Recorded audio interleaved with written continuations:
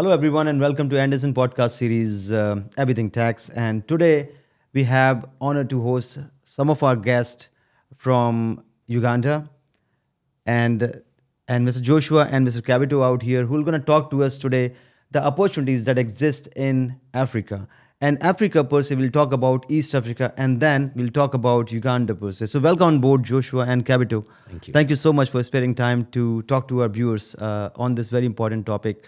So my first question to you both is that we talk about Africa in general a lot, right?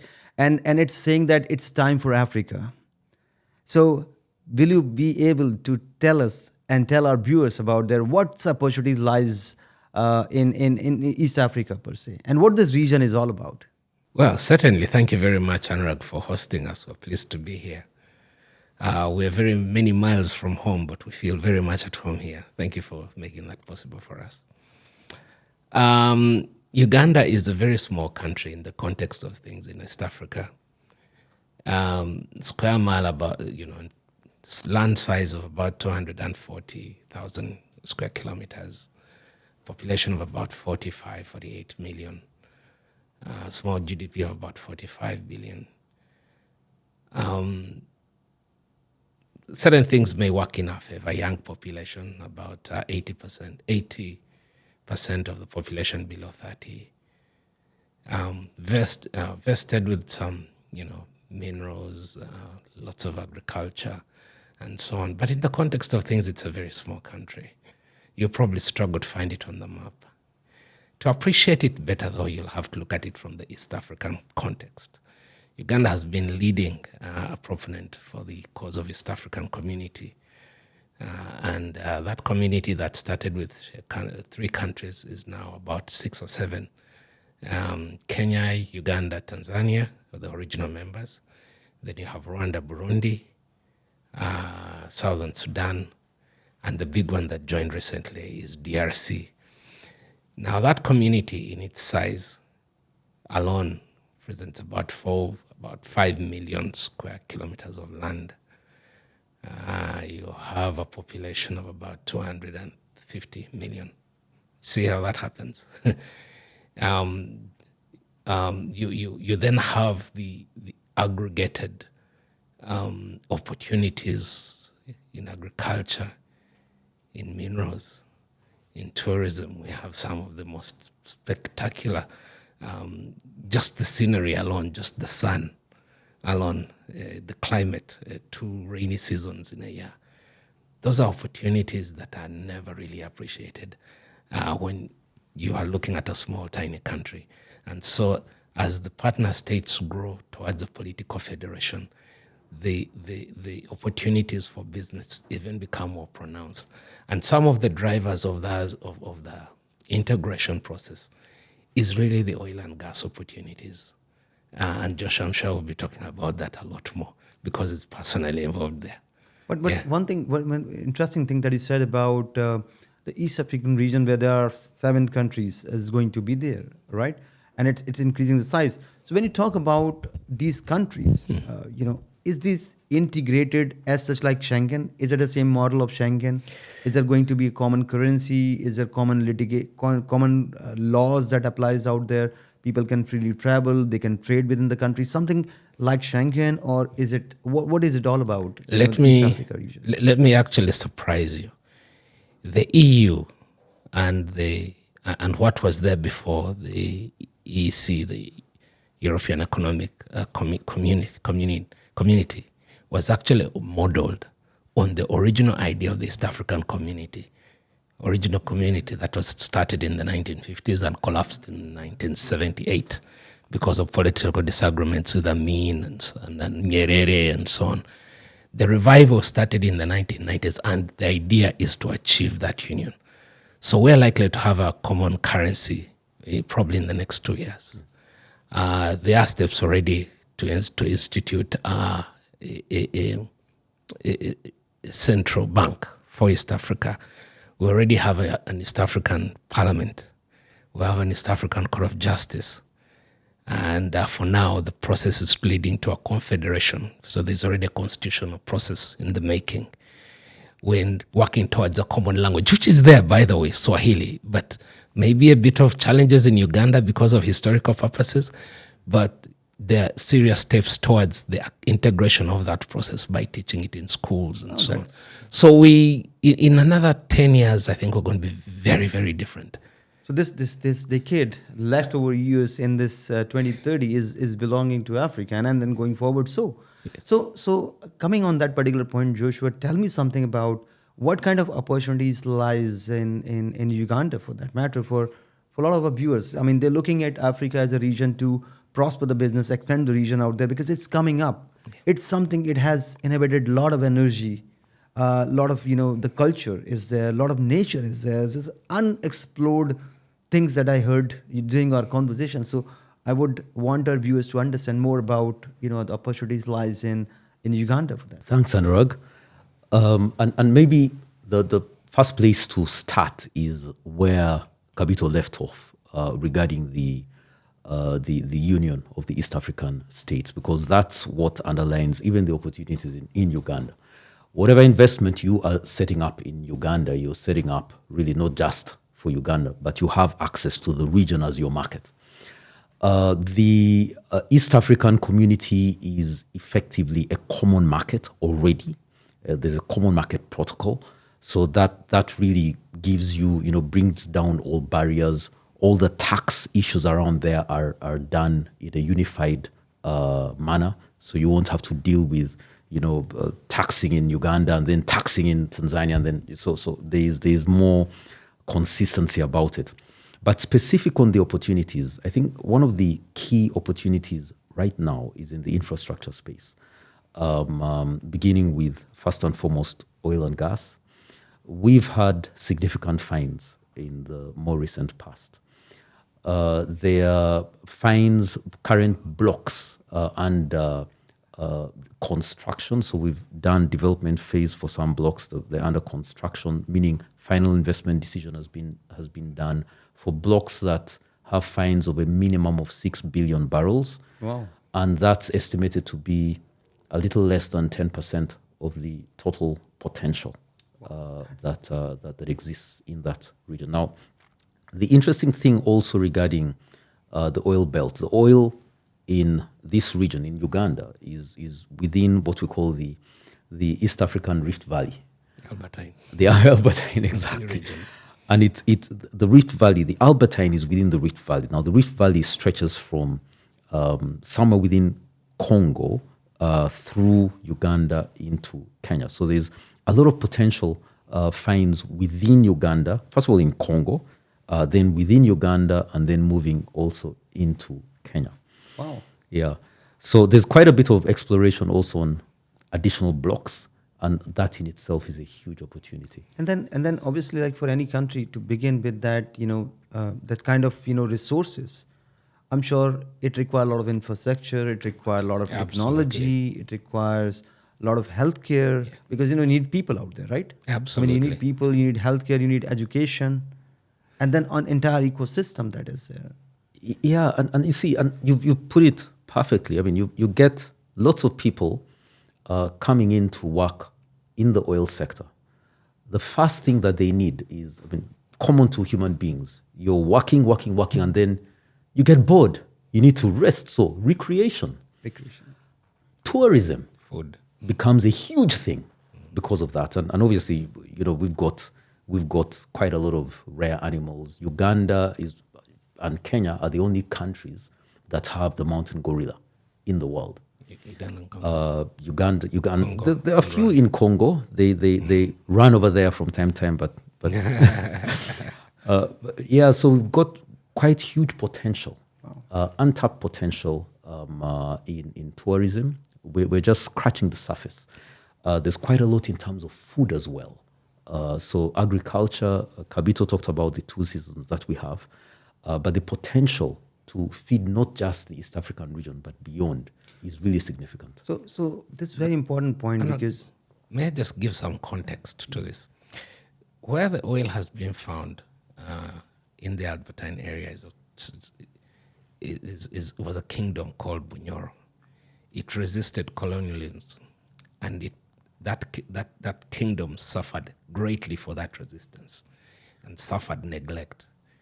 The king who resisted, led that resistance, was called Kawaleg. He was eventually captured and exiled in Seychelles Islands and then died on his way back. And this is in the 1902 or something. If he came back 20 years ago, he would have recognized his kingdom. He would have recognized, he would have found his way around. That was the extent of neglect. Today, that area is completely different. We have first-class roads there. We have an international airport coming up. He will not be able to recognize it if he comes back now. That just speaks to the level of transformation in the last probably 10, 15 years. Wow. Yeah. And yet we're not yet there. We have an industrial park that is coming up in that area. Oh, that's very interesting.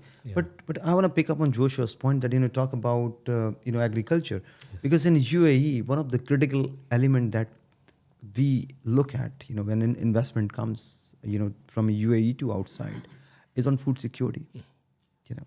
I think food security is a matter of world's significance and existence, right? So most of the countries are looking at like how they can build food security around the world out there, right?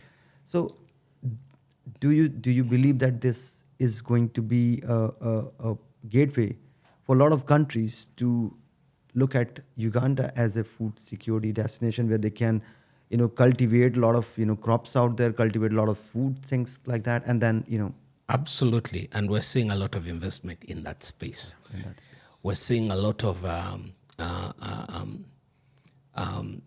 large-scale commercial farming coming up, particularly in northern Uganda.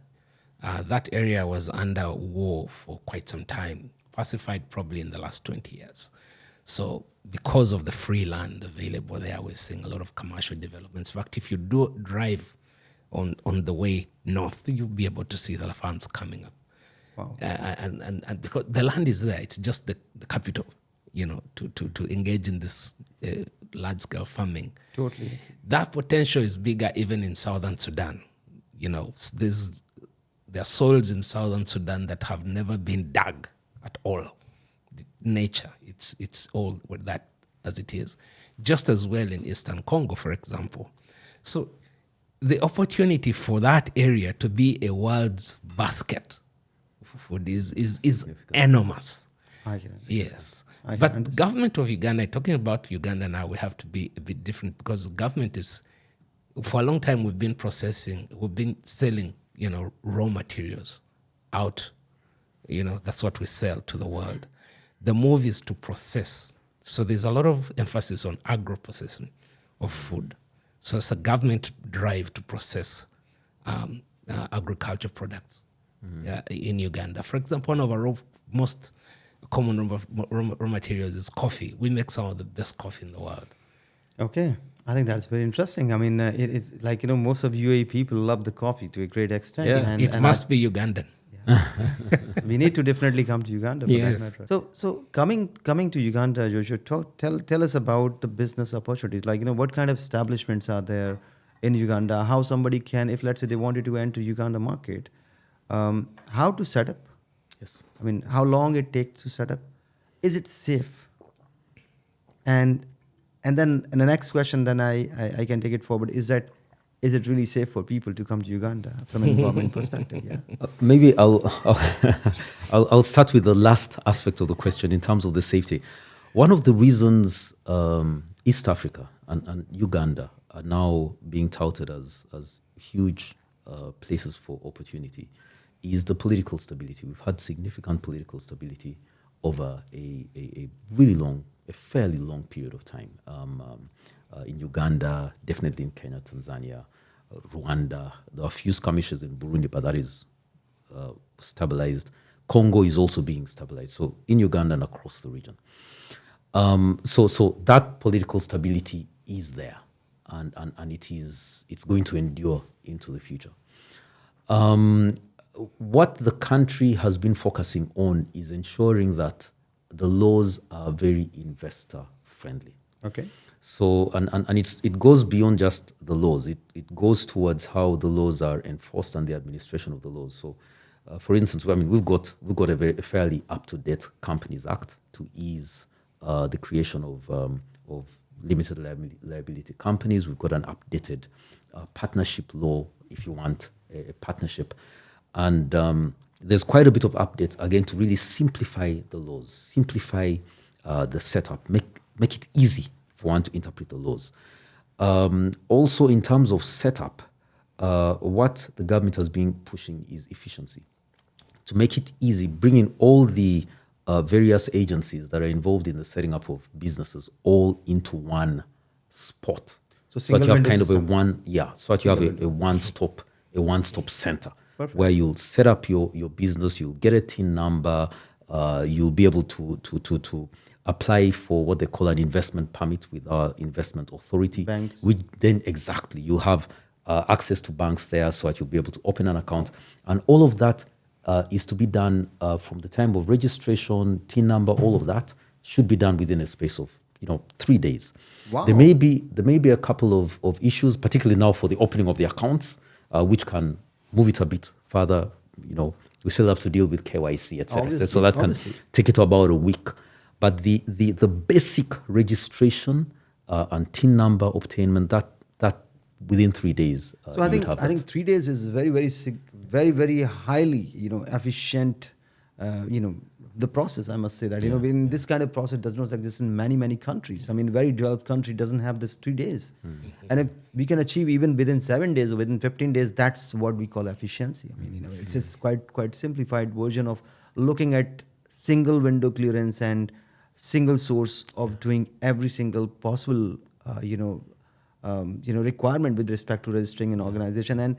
And you rightly said about that. Look, the government is pretty open. Yes.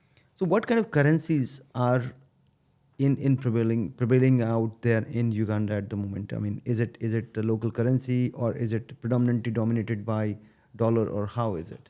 Well, it's certainly local currency, but we are our capital account is fully convertible. So basically, you can bring in foreign exchange, take it out with ease. There's no restriction in that respect. You're able to transact in US dollars from the country, and obviously there's access to exchange bureaus, operating individually as well as through the banking system. So there's ease in transaction in whatever currency you'd like. You touched a very important point, Joshua. The thing is, like, when we talk about Africa, I mean, many a time, businesses goes out in Africa, and the key concern is that the putting money and bringing the capital into Africa is a fairly easy thing. Yes. But taking the money out is always a challenge. So essentially, a lot of people that I meet together, they have the concern that, how to take that money out, because there is many parties linked to it. There's many conditions linked to it. Yeah. And there's always a challenge. Anurag, and this is why discussions like this are important. When you listen to TV, you watch TV, when you listen, you'll not get the side of the story. Engagements like this are important. We're on the ground. We know this is our country. This is where we live. It's not just unique to Uganda. It's the same in Kenya. It's the same in Rwanda. You can take your money out. You can open freely. Rwanda particularly, for example, is a pace setter in the establishment of business. They probably do that in a day. And they probably want to do it in hours. Exactly. They always risk. And these advancements are on the back of advancements of e-governance. So things like applications, online, filings online that are going to be made faster and so on, and the integration of the systems, which we're trying to do in Uganda through the one-stop center, so that Uganda, the revenue authorities and the registration of the Bureau of Companies and so on are integrated, and you don't have to do a lot of paperwork. They can all link up. Yeah. That's where this is going. Wow, so that's very interesting fact. And in fact, our viewers will appreciate that fact, that looking at understanding about Uganda in a simplistic manner is very rare. I mean, we haven't had this kind of information before. Mm-hmm. And many of the people have a perception about, East Africa and Africa per se, that, these places are good. There's a lot of opportunities out there, but are they open for business? Is this first time I'm hearing about? Yeah. And actually, Anurag, I'll be quite frank with you.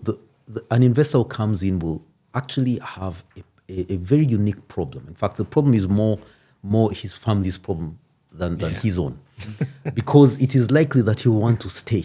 Wow. And his family may not want to. And we've got very interesting Stories. situations. I mean, diplomats have come in and just fallen in love with the place and just stayed. And not just one, several.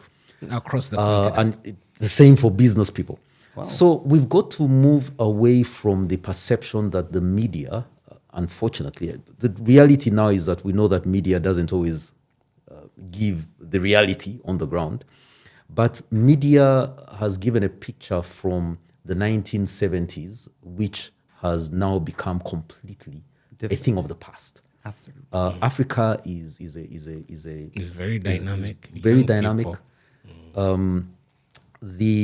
And again, one of the interesting things that needs to be borne in perspective is the fact that it's in Africa that you've got the youngest population in the world. I mean, very smart Youngest. people. I mean, I continue to see those pictures and people, they're doing a lot of great things out there in Africa. And I think that's what the reality is all about. Reality is not something that, people used to find out, look, it's very difficult to work, difficult to understand, comprehend, but we are talking in English. Yeah. We're talking about a common language, which is prevailing across the world. And that's, if we talk at that fluency level, I believe that's how the education system have been built within Uganda. And I'm happy you talked about the education system, because also the literacy levels are much higher now. Much higher. And then the engagement levels intellectually are just as well, because of things like social media, the internet.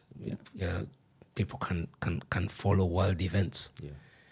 And today, young people are looking to develop their talents and skills differently, and they're again relying on things like the internet. Wow, that's so this is a tremendous opportunity for us as Africans, an exciting time. Yeah.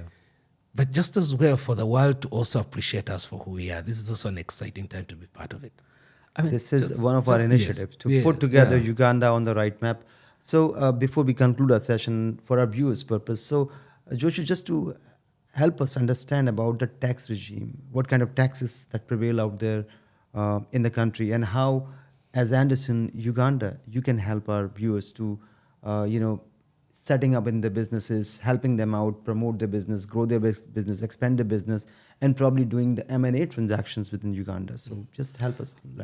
Well, thanks. Obviously, setting up is kept fairly easy, so you don't have huge tax implications. You pay only a minimal amount on stamp duty based on the share capital of the entity that you're setting up. And what we ordinarily advise is, at the commencement setup, you don't need to set up with a very large nominal share capital for your company. You can keep it fairly low, even as low as $1,000, $10,000. And it's only once you have made a determination on what exactly you're going to do, you have organized the financing for your company. At that point, you can always increase, or you can find other ways of structuring the company's capital to manage the cost on the stamp duty. Once you've operated, definitely you'll have to, and you've made some revenue, you would have to pay income tax. But Anurag, as you know, if you have the right tax advisors, and Andersen is always the right tax advisor wherever it exists, you can always be able to manage how you make, you manage your tax liabilities on the income tax part to ensure that you have as much as possible deductible. Now, if you have set up as a foreign entity and you have gotten an investment license, which proves that you're coming in as a foreign investor to invest in areas that are critical to government, then you can get some tax waivers as well. Okay. We've got free zones that have been set up by the government in designated areas. Mm-hmm. You set up in those free zones, you get tax waivers. If you set up outside of the capital, which allows you, if you're setting up outside of the capital, the advantage you're bringing to the people in those areas outside of the capital is the fact that you'll be hiring, creating employment in those regions. Mm-hmm. So you're also able to get significant, much higher amounts of your investment, of your cost, deducted, and you're also able to get a faster rate of depreciation on your capital assets. So that's always a very good thing.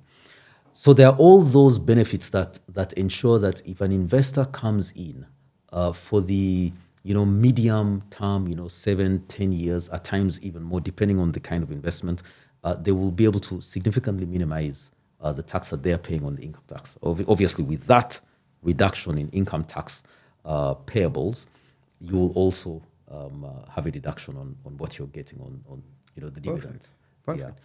Yeah, dividend taxations. So that's a huge benefit. I think this is really very, very interesting point for our viewers, because there are very few countries who really give you deductibles or give you rebates when you try to create opportunities within the country with respect to employment, with respect to putting the capital in and helping the country to build the greater infrastructures.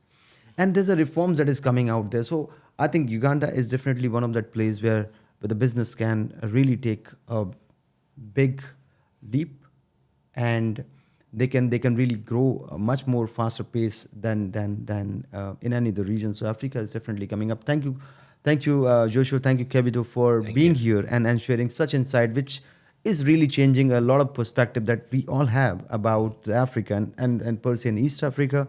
I think it's up for business. So thank you so much. We look forward to working with you soon again. Thank you very much. Thank you very much. Thank you. And Anurag, just one more thing. Should you come to Uganda, we'll ask very strongly that you come with your wife, because if you do not, you might end up staying Without her.